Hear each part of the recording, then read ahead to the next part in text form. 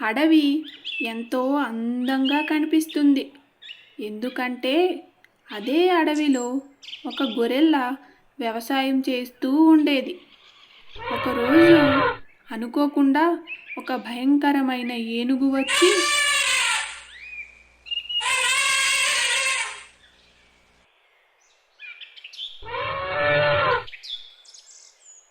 పంటని నాశనం చేసి వెళ్ళిపోయింది.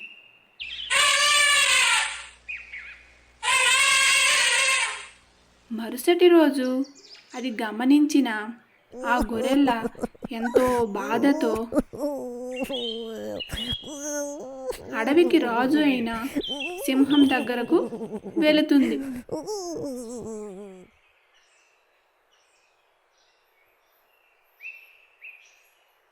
మహారాజా, అంతా అయిపోయింది.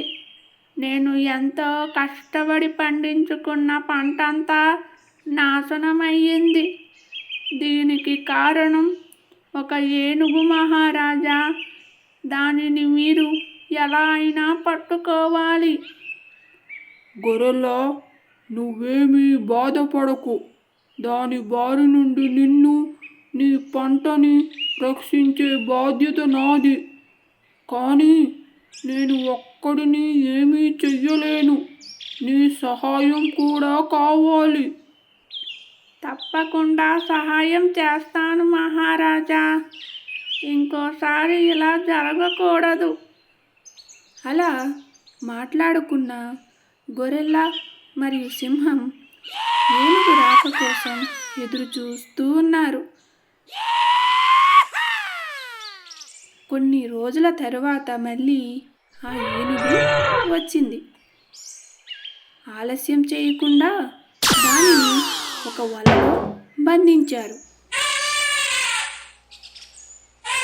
గొరెల్ల ఆ ఏనుగును ఒక పెద్ద వాహనంపై తీసుకుని పోయి ఈ అడవికి దూరంగా దానిని వదిలిపెట్టి వచ్చింది.